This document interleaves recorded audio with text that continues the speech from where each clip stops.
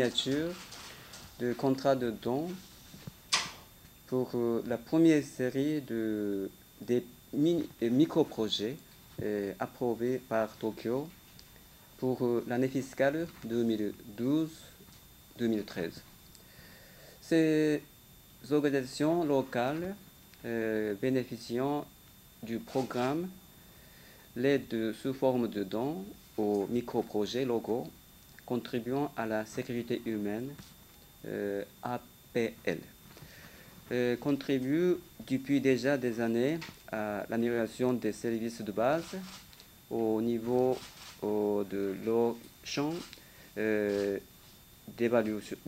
d'évolution respectifs qui sont l'éducation, la santé et l'agriculture.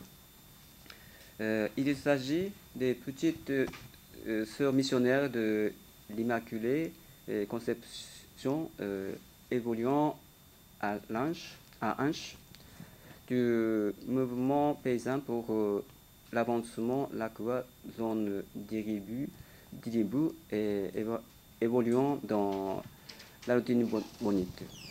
Et de Vétérimed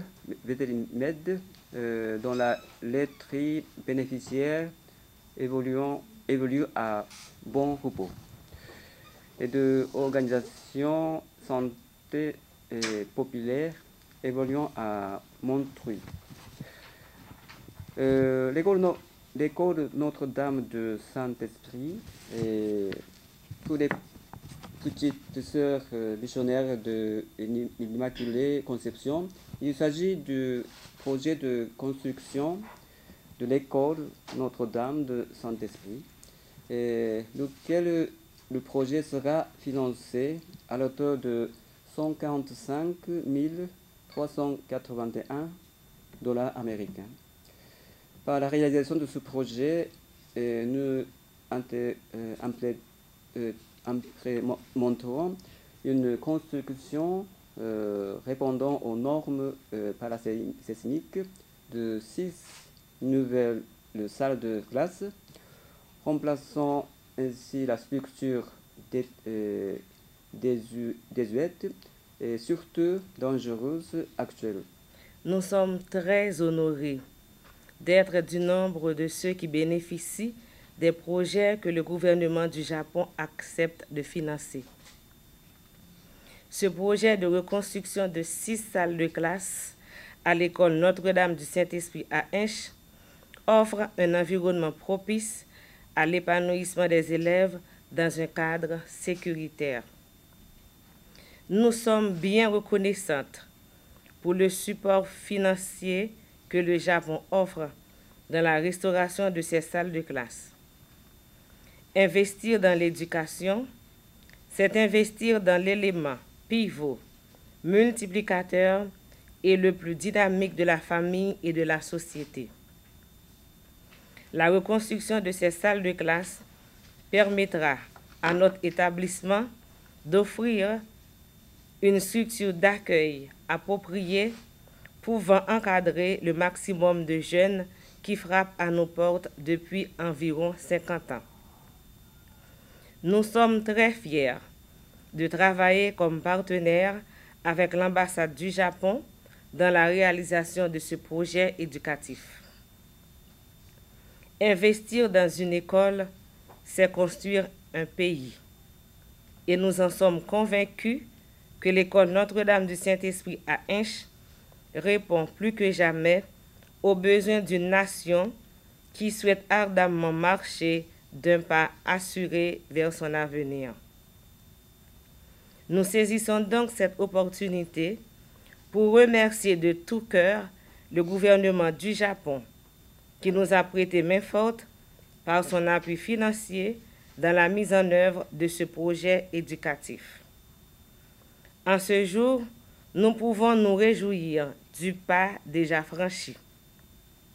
Nous voudrions informer nos donateurs du Japon que leurs contributions vont permettre non seulement la reconstruction des salles de classe, mais aussi ils investissent dans l'éducation des enfants à qui nous voulons assurer une éducation de qualité leur permettant un jour de se servir de leur savoir-faire pour l'avancement du pays.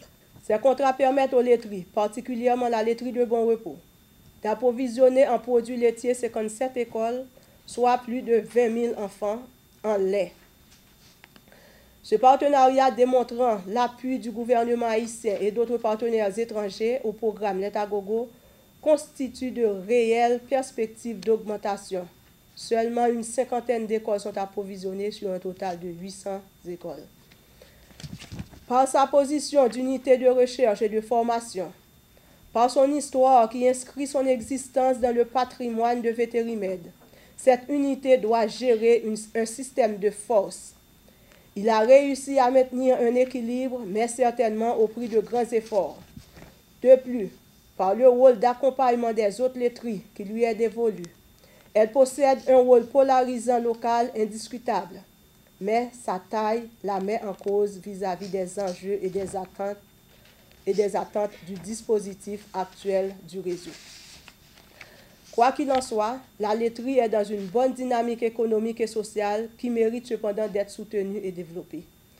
Regrouper toute l'entreprise dans des locaux adéquats et appropriés constitue, à n'en pas douter, une opportunité pour garantir la viabilité à long terme de la laiterie et le soutien à la filière laitière. Cette initiative permettra à la laiterie de mieux remplir sa fonction expérimentale par la formation continue sur la technologie laitière, collecter un volume de lait plus important des éleveurs producteurs, adapter rapidement sa production à la demande croissante des consommateurs. Voilà le défi que nous allons relever grâce à ce projet.